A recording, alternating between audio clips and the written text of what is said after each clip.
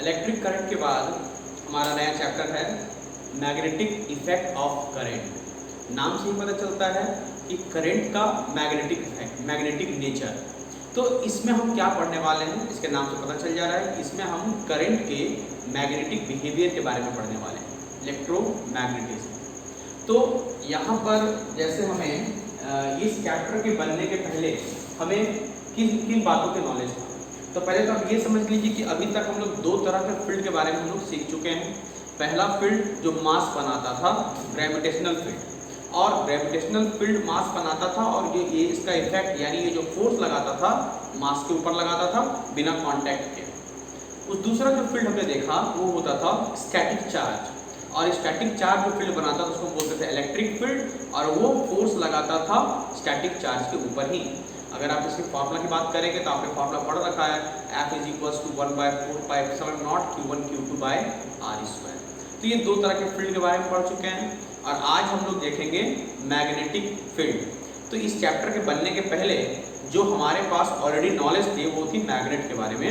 यानी हमें क्या नॉलेज था कि कोई एक पत्थर का टुकड़ा है, ये कोई पत्थर का टुकड़ा है, इसे जब आप फ्रीली सस्पेंड करेंगे, आप किसी सपोर्ट से सस्पेंड करते हैं तो ये अलाइन होता है एक पर्टिकुलर डायरेक्शन में, नॉर्थ और साउथ के डायरेक्शन में। ये सब नॉलेज हमें इस चैप्टर के पढ़ने के पहले थी हमारे पास कि अगर आप इसको ऐसा सस्पेंड करेंगे तो ये अलाइन होगा नॉर्थ और साउथ के डायरेक्शन में। दूसरा हमारे पास नॉलेज क्या था कि इस मैग्नेट के पास अगर आप कोई मैग्नेटिक मटेरियल को लेके आते हैं या किसी दूसरे मैग्नेट को लेके आते हैं तो इसके बीच में एक फील्ड के द्वारा उसके ऊपर फोर्स लगाता है, उसको अट्रैक्ट करता है या रिपेल करता है। इसका मतलब हमने देखा कि अगर आप यहाँ पर एक दूसरा मैग्नेट लेकर के आएंगे, ये इस तरह से नॉर्थ साउथ, तो ये नॉर्थ के पास ले जाते हैं तो ये इसका शेप ऐसा हो जाता है, इस तरह से नॉर्थ साउथ। इसका मतलब बिना कांटेक्ट के इसके ऊपर फोर्स लगाता है। तो मैग्नेट को पहचानने का या मैग्नेटिक फील्ड को पहचानने का हमारे पास एक ही तरीका था कि आप किसी मैग्नेट के सामने उसको जाकर चेक कर लीजिए।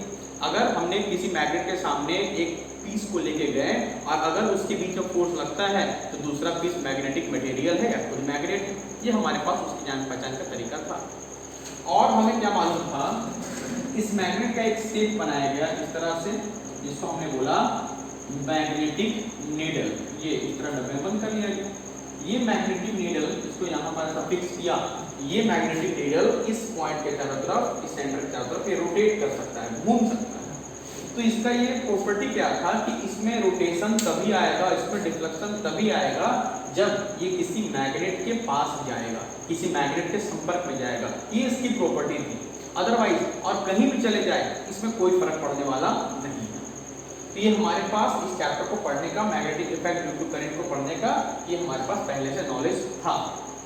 उसके बाद एक साइंटिस्ट ऑस्टेड, OERSTED, ऑस्टेड अपने लेबोरेटरी में एक प्रैक्टिकल कर रहे थे। उन्होंने एक पूरा सर्किट जोड़ के रखा हुआ था, जैसे ये है A and B, ये कंडक्टर है, इसमें एक मान लीजिए सेल लगा हुआ है, इसमें ये लगा हुआ है की, आप ऐसा यूज कर सकते हैं, ये लगा हुआ है की, और ये हमारे सर्किट क्लोज है।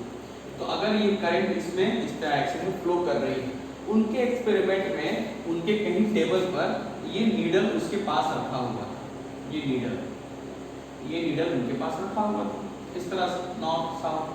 तो इस एक्सपेरिमेंट में जब उन्होंने इस सर्किट को क्लोज किया, तो ये देखते हैं कि ये तो पता था उन्हें कि इस करंट जो है इस डायरेक्शन में फ्लो करेगी, लेकिन उन्हें अचानक क्या दिखा कि ये जो हमारा मैग्नेटिक नीडल है, जिसकी प्रॉपर्टी क्या है, जिसकी प्रॉपर्टी ये है कि जब ये मैग्नेटिक फील्ड में जाएगा, किसी मैग्नेट के पास जाएगा, तभी इसमें डिफ्लेक्शन होगा, अदरवाइज इसमें कोई बदलाव नहीं आता था। उन्होंने क्या देखा कि जैसे ही ये स्विच को क्लोज किया गया, ये हमारा नीडल घूम गया, एक पर्टिकुलर डायरेक्शन में हमारा नीडल घूम गया, और इसका प्रॉपर्टी था ये सिर्फ मैग्नेट के संपर्क में आने पर ही घूमती है।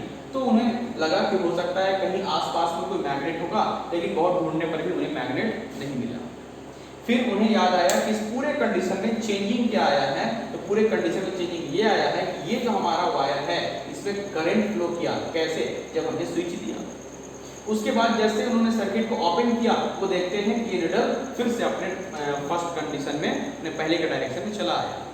अब उन्हें ये पता चल चुका था कि इस करंट कैरिंग वायर के कारण, इस कंडक्टर में जो करंट फ्लो कर रहा है यानी चार्ज फ्लो कर रहा है, इसके कारण इस मैग्नेटिक नीडल में डिफ्लेक्शन आ रहा है। इसका मतलब ये जो हमारा करंट कैरिंग वायर है ये एक मैग्नेटिक फील्ड बना रहा है, एक मैग्नेटिक फील्ड बना रहा है। मैग्नेटिक फील्ड का सोर्स यहाँ पर कौन हुआ? Moving charge.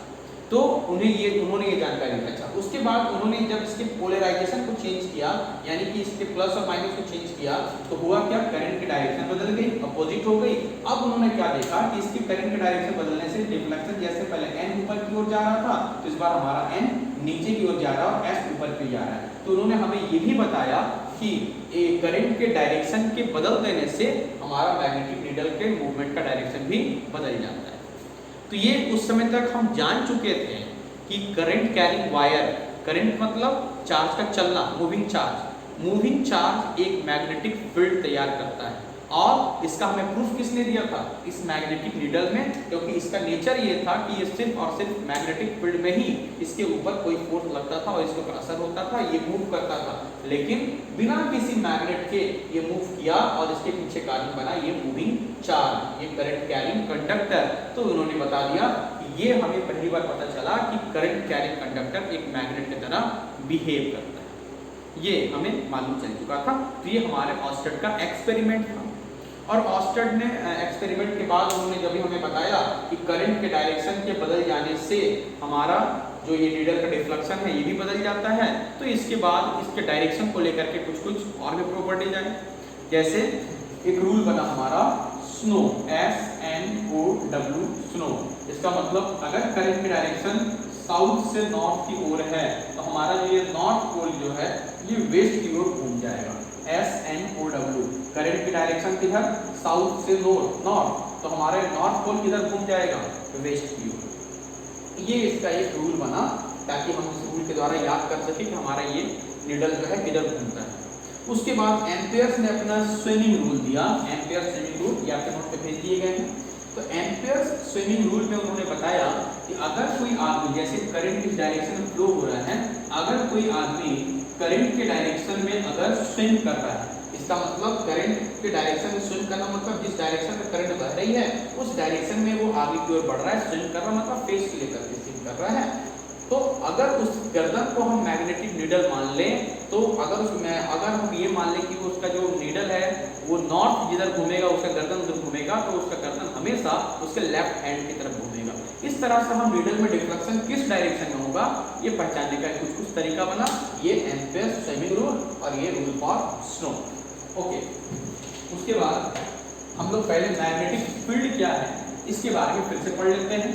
तो मैग्नेटिक फील्ड होता क्या है? तो किसी मैग्नेट की, जैसे पहले हम लोग बोलते थे कि मैग्नेट के चारों ओर मैग्नेटिक फील्ड होता है, और अभी अभी हमने ये जाना कि किसी करंट कैरिंग कंडक्टर या करंट कैरिंग वायर के चारों ओर भी मैग्नेटिक फील्ड होता है जिसका एक पर्टिकुलर डायरेक्शन होता है।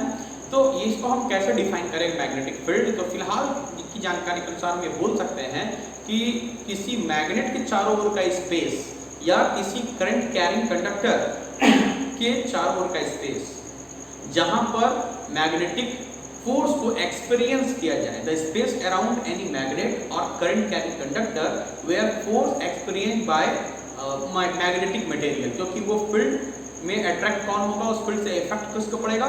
मैग्नेटिक मटेरियल को। तो उस पूरे स्पेस को हम बोलेंगे magnetic field, the space around any current carrying conductor or magnet where force experience by magnetic material. और इसके बारे में जानकारी हमें टेस्ला ने दिया, इसलिए जो हमारा इसका यूनिट बना SI यूनिट वो हो गया टेस्ला, और इसका सिंबल बना capital T, Tesla. SI unit हो गया टेस्ला। तो ये अब हम देखते हैं कि ये करंट का मतलब होता है मूव करता हुआ चार्ज, चलता हुआ चार्ज। और तो ये असर किसके ऊपर डालेगा? असर का मतलब हो गया कि ये फोर्स किसके ऊपर लगाएगा बिना किसी कांटेक्ट के। तो हमने आपको बताया कि जो फील्ड बनाता है वो उसी के ऊपर, उसी नेचर के ऊपर में वो फोर्स लगाता है। तो ये जो हमारा मैग्नेटिक फील्ड है वो एक मूविंग चार्ज के कारण बन रहा है। तो ये मूविंग चार्ज के कारण बनने वाला फील्ड मूविंग चार्ज के ऊपर ही फोर्स लगाएगा। और हमारा अगला टॉपिक यही होगा कि वो जो फोर्स लगेगा उस फोर्स का एक्सप्रेशन क्या होगा। तो जरा देखिए, तो हमारा ये मैग्नेटिक फील्ड हो गया, इसका यूनिट हो ऐसा यूनिट हो गया टेस्ला, उसका सिंबल बन गया T, एंड T के वेक्टर क्वांटिटी। वेक्टर क्वांटिटी, उसका सिंबल बन गया B, मैग्नेटिक फील्ड का सिंबल क्या बना B। ओके, अब हम बात करेंगे फोर्स। फोर्स किसके ऊपर? Force on a moving charge, force on a moving charge in uniform magnetic field. यानी कि किसी मैग्नेटिक फील्ड में कोई चार्ज जब मूव करता हुआ जाएगा तो उसके ऊपर जो फोर्स लगेगा उसका एक्सप्रेशन क्या होगा। तो यहां पे मान लेते हैं क्या कि चार्ज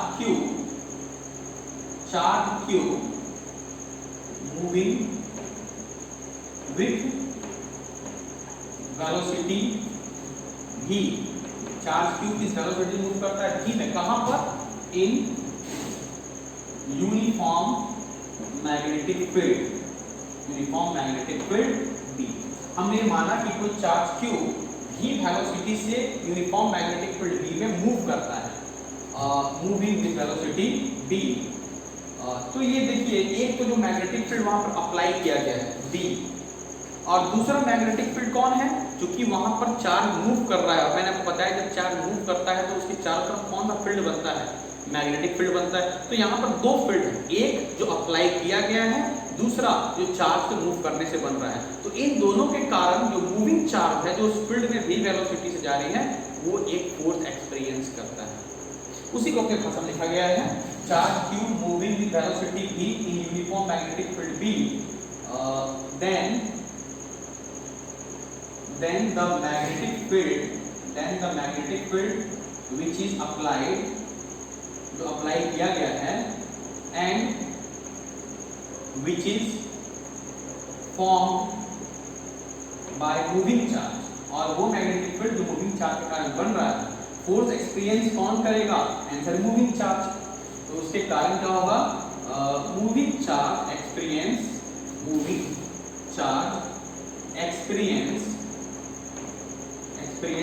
सम फोर्स, मूविंग चार्ज फोर्स को महसूस करेगा। तो यहाँ पर जो आपको ध्यान देना है, हमने चार्ज मैग्नेटिक लिखा हुआ है, वेलोसिटी की वैल्यू है, जो अप्लाई किया गया उस मैग्नेटिक फील्ड की वैल्यू है। तो इन सब के कारण, यानी कि कोई चार्ज, कल्पना कीजिए Q चार्ज किसी मैग्नेटिक फील्ड B में भी वेलोसिटी से इंटर करता है, तो एक मैग्नेटिक फील्ड जो अप्लाई है, दूसरा मैग्नेटिक फील्ड जो मूविंग चार्ज बना रहा है, इसके कारण मूविंग चार्ज एक फोर्स एक्सपीरियंस करेगा, और हमने उस फोर्स का नाम मान लिया F। अब हम प्रैक्टिकली देखते हैं कि ये फोर्स किस किस बातों पर डिपेंड करता है। तो ये जरा देखिए, moving charge experience force F, and force depends on some factor. जैसा ये फोर्स किसके किसके ऊपर डिपेंड करता है, तो सबसे पहला ये फोर्स, ये जो हमारा चार्ज मूव कर रहा है उसकी वैल्यू Q है। अगर हम इस चार्ज को ज्यादा कर देते हैं तो इस चार्ज के ऊपर लगने वाला फोर्स भी ज्यादा हो जाएगा। तो अगर हम बोलेंगे किसका रिलेशन क्या है चार्ज के साथ में, तो हम बोलेंगे डायरेक्टली प्रोपोर्शनल। क्यों? क्योंकि ये मूविंग चार्ज ही इस फील्ड को, मूविंग चार्ज ही इस फील्ड को बनाता है, और जितना ज्यादा फील्ड स्ट्रॉन्ग होगा उतना ज्यादा फोर्स लगेगा, that is force directly proportional to Q। अच्छा, उसके बाद हम दूसरा यहाँ पे क्या साइन दिए? वेलोसिटी। इस वेलोसिटी का इस फोर्स से क्या रिश्ता है? हमने बोला कि चार्ज जब चलता है तो मैग्नेटिक फील्ड बनता है, और मैग्नेटिक फील्ड ही फोर्स लगाता है। इसका मतलब अगर हम वेलोसिटी को कम कर दें, वेलोसिटी को कम करते करते करते जीरो कर दें, वेलोसिटी को जीरो करने का मतलब क्या है? चार्ज चल ही नहीं रहा है। तो जब चार्ज चल ही नहीं रहा है तो उस पर मैग्नेटिक फील्ड का कोई असर नहीं होगा, क्योंकि मैग्नेटिक फील्ड मूविंग चार्ज के कारण बनता है। तो मैग्नेटिक फील्ड अगर मूविंग चार्ज के कारण बना है तो वो फोर्स भी मूविंग चार्ज के ऊपर ही लगाएगा। तो अगर हमने चार्ज के वेलोसिटी को कम करते करते फोर्स, उसके वेलोसिटी को जीरो कर दिया तो फोर्स भी क्या होगा? जीरो। तो रिलेशन क्या हुआ? वेलोसिटी के कम होने से फोर्स भी कम हो गया। इसका उल्टा पढ़िए, वेलोसिटी के ज्यादा होने से फोर्स भी ज्यादा लगेगा। तो ये वेलोसिटी का अगर हम फोर्स से रिश्ता निकालें तो ये भी रिश्ता क्या होता है? Directly proportional. तो ये होता है F is directly proportional to velocity, यानी कि अगर वेलोसिटी ज्यादा होगा तो फोर्स भी ज्यादा लगेगा। ओके, उसके बाद हम थर्ड में चले आते हैं, मैग्नेटिक फील्ड। ये तो बहुत ही सिंपल सी बात है कि मैग्नेटिक फील्ड ही फोर्स लगा रहा है। अगर हम मैग्नेटिक फील्ड के वैल्यू को ही इंक्रीज कर देंगे तो फोर्स जो मूविंग चार्ज पर लग रहा है वो ज्यादा हो जाएगी। तो इसका भी डायरेक्टली प्रोपोर्शनल, F की डायरेक्टली प्रोपोर्शनल टू B। तो हमने देखा ये जो फोर्स मूविंग चार्ज के ऊपर लगता है वो चार्ज जो मूव कर रहा है उसका डायरेक्टली प्रोपोर्शनल है, जिस वेलोसिटी से चार्ज मूव हो रही है उसका डायरेक्टली प्रोपोर्शनल है, और जिस फील्ड में चार्ज मूव कर रही है मैग्नेटिक फील्ड बी में उसके भी डायरेक्टली प्रोपोर्शनल है। अगर इन तीनों को हम ज्वाइन कर दें तो F is proportional to Q V B। ये हमारे पास एक फॉर्मूला तैयार होना स्टार्ट हो गया, F proportional to Q V B। इन सभी साइन का मतलब समझिए, ये F क्या है, ये वो फोर्स है जो मूविंग चार्ज के ऊपर लग रही है, Q ये वो चार्ज है जो कि मूव कर रही है, V जिस वेलोसिटी से मूव कर रही है, B जिस फील्ड में मूव कर रही है उसकी value intensity of magnetic Q V B। और हमारे पास इस प्रोपोर्शनल के साइन को हटाने का क्या तरीका है, आंसर है कांस्टेंट लगाते हैं। तो अगर हम यहाँ लगाते हैं F is equal to K Q V B, और हम इस कांस्टेंट के वैल्यू को क्या बनाना चाहते हैं, 1 हम बना सकते हैं, क्या आंसर बना सकते हैं, क्योंकि इस पूरे प्रक्रिया में एक नया फिजिकल क्वांटिटी यहाँ पर इंट्रोड्यूस हुआ है जो अभी से पहले कभी नहीं बना था। तो इसके रिस्पेक्ट में हम K को क्या बना सकते हैं, 1, यानी कि अगर हम F को 1 कर दें, Q को 1 कर दें, V को 1 कर दें, B को 1 कर दें, तो K की वैल्यू भी क्या हो जाएगी, 1। तो इसको हम कैसे लिखेंगे, तो आपको बहुत ही सिंपल भाषा में लिखने का नॉलेज होना चाहिए कि अगर Q की वैल्यू क्या है 1 कूलम, V की value 1 metre per second, F की वैल्यू 1 न्यूटन एंड B की वैल्यू 1 टेस्ला। तो अभी आपको K को 1 कैसे बनाएंगे, तो यहाँ बोलते हैं क्या कि if 1 coulomb charge moving with 1 metre per second in magnetic field whose value is 1 Tesla and if it experience force 1 Newton, अगर वो 1 न्यूटन फोर्स एक्सपीरियंस करेगा, अगर ये सभी 1 1 1 1 हो जाएंगे तो K की वैल्यू भी क्या हो जाएगी, 1। तो इसी को आप लैंग्वेज लिखेंगे, फिर से रिपीट करते हैं, if 1 coulomb charge moving with 1 metre per second in magnetic field its value is 1 Tesla and if moving charge experience 1 Newton force then K is equals to 1।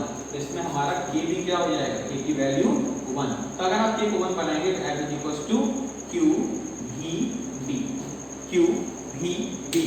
लेकिन यहाँ पर अगर आप फिर से देखें गौर से यहाँ पर, तो ये V is a velocity is a vector quantity, B is a vector quantity, ये दोनों की दोनों क्वांटिटी क्या है, वेक्टर है, और F भी क्या है, वेक्टर क्वांटिटी। तो अगर हम इसको वेक्टर फॉर्म में लिखना चाहेंगे, इस फोर्स को अगर वेक्टर फॉर्म में लिखें, Q तो हमारा स्केलर क्वांटिटी है, तो इन दोनों वेक्टर के बीच में एक प्रोडक्ट हुआ होगा, प्रोडक्ट होते हैं scalar product, vector product, that is dot product, cross product. तो हमें यहाँ बताना होगा कि इन दोनों के बीच में डॉट प्रोडक्ट हुआ है या क्रॉस प्रोडक्ट हुआ है। तो ये फॉर्मूला अभी भी हमारा यहाँ अधूरा है, थोड़ा सा इसको कैसे पूरा करेंगे इसको जरा समझिए। हमारे पास ये तो आ चुका है Q V B, लेकिन अगर आप देखेंगे कि ये जो हमारा रिजल्ट आ रहा है वो एक वेक्टर क्वांटिटी है, फोर्स एक वेक्टर क्वांटिटी है। अगर फोर्स वेक्टर क्वांटिटी है इसका मतलब V और B के बीच का प्रोडक्ट क्या होगा, वेक्टर प्रोडक्ट होगा, वेक्टर प्रोडक्ट होगा मतलब क्रॉस होगा।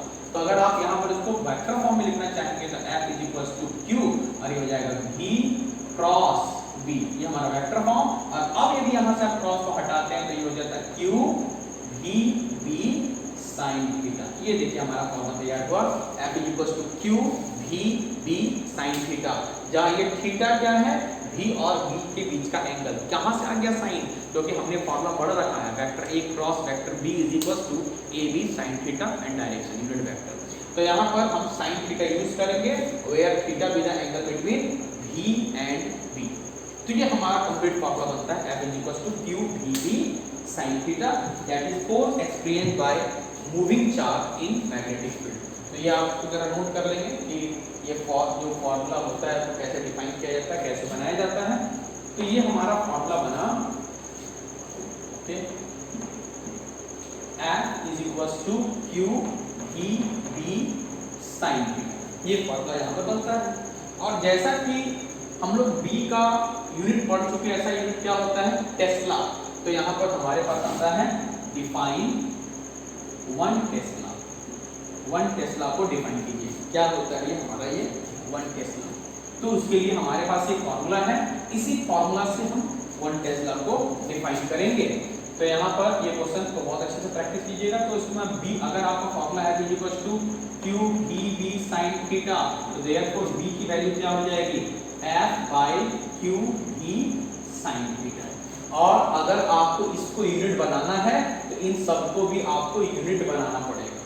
तो आप कैसे इसको डिफाइन करेंगे? अभी मैंने आपको तरीका बताया क्या, 1 coulomb charge moving with 1 metre per second in magnetic field. ये मैग्नेटिक फील्ड अभी बता नहीं रहे, हम कंडीशन बता रहे हैं, हमने नहीं बोला 1 टेस्ला। देखिए, if 1 coulomb charge moving with 1 metre per second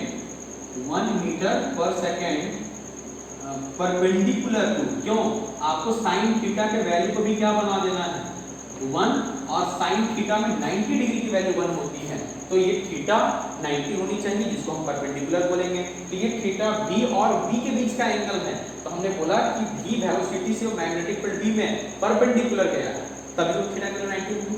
तो हमने क्या बोला, 1 coulomb charge moving with 1 metre per second perpendicular to magnetic field and if it experience 1 newton force, अगर वो 1 न्यूटन फोर्स एक्सपीरियंस करेगा, देन वी से, तो हम क्या बोल सकते हैं, value of magnetic field is 1 tesla. तो हम बोल सकते हैं कि उस मैग्नेटिक फील्ड की वैल्यू 1 टेस्ला है। अब जरा गौर से देखिए, 1 कूलम चार्ज ये हमारे ऊपर डिपेंड करता है, 1 मीटर पर सेकंड वेलोसिटी ये भी हमारे ऊपर डिपेंड करती है, हम उसको आराम से रख सकते हैं। 1 कूलम चार्ज को लेंगे और उसको 1 मीटर पर सेकंड से मैग्नेटिक फील्ड में भेजेंगे। थीटा इक्वल्स टू 90, ये भी हमारे ऊपर है कि हम मैग्नेटिक फील्ड में परपेंडिकुलर डायरेक्शन भेजेंगे। ओके, फोर्स लगना ये नेचर है, ये हमारे ऊपर डिपेंड नहीं करता। अगर मान लीजिए एक मैग्नेटिक फील्ड में गया, हम किसको यूनिट मानेंगे, उस मैग्नेटिक फील्ड में, यानी 1 कूलम चार्ज को 1 मीटर पर सेकंड से परपेंडिकुलर डायरेक्शन में हम मैग्नेटिक फील्ड भेजते हैं, और अगर वो 1 न्यूटन फोर्स एक्सपीरियंस करे, मान लीजिए वो 1 न्यूटन फोर्स एक्सपीरियंस नहीं कर रहा है, उससे कम कर रहा है, तो हमारे हाथ में क्या है, हम मैग्नेटिक फील्ड को और बढ़ाएंगे और बढ़ाएंगे, तब तक बढ़ाते रहेंगे जब तक उसके फोर्स की वैल्यू 1 न्यूटन ना हो जाए। जितने वैल्यू पर फोर्स की वैल्यू 1 न्यूटन हो जाएगी, मैग्नेटिक फील्ड का वो वैल्यू 1 टेस्ला माना जाएगा। तो यहाँ पर if 1 coulomb charge moving with 1 meter per second perpendicular to magnetic field and if it experience 1 Newton force, then we say value of magnetic field is 1 tesla. तो इस तरह से हमने फोर्स को डिफाइन किया कि एक मूविंग चार्ज जब किसी मैग्नेटिक फील्ड में जाती है तो उसके ऊपर एक फोर्स लगता है, और आपको इस फॉर्मूला जरूर याद करते चलना ध्यान से। तो हमारा आज का सबसे पहला फॉर्मूला तैयार हो गया, F = QVB sin थीटा। तो इस फॉर्मूला प्रैक्टिस करेंगे। अपने अगले वीडियो में आपको बायो-सैवर्ट लॉ के बारे में बताया जाएगा, जिन्होंने किसी करंट कैरिंग कंडक्टर के कारण, किसी करंट एलिमेंट के कारण किसी पॉइंट पर कितना मैग्नेटिक फील्ड होगा, कितना के बारे में क्यों पूछा जा रहा है, क्योंकि फिजिकल क्वांटिटी में हम उसी को मानते हैं जिसको आप डायरेक्टली या इनडायरेक्टली मेजर कर सकते हैं। मैग्नेटिक फील्ड को अगर हम मेजर कर पाएंगे, वैल्यू को मेजर कर पाएंगे, तभी हम उसको फिजिकल क्वांटिटी मानेंगे। तो आपको तो बताया कि एक फिजिकल क्वांटिटी है, इसका दूसरा मतलब क्या बनता है, आप उस मैग्नेटिक फील्ड के मेजरमेंट को कर सकते हैं, उसके वैल्यू को निकाल सकते हैं। तो उसको निकालने का सबसे बेसिक फॉर्मूला क्या होगा, ये अपने नए वीडियो में आपको, अगले वीडियो में आपको बताऊंगा। तब तक आप सबसे पहले moving charge in magnetic field के ऊपर क्या फोर्स लगा, उसका क्या एक्सप्रेशन है QVB sin थीटा, उसको प्रैक्टिस करेंगे। अगले वीडियो में आपको bio-Savart law. Okay, thank you.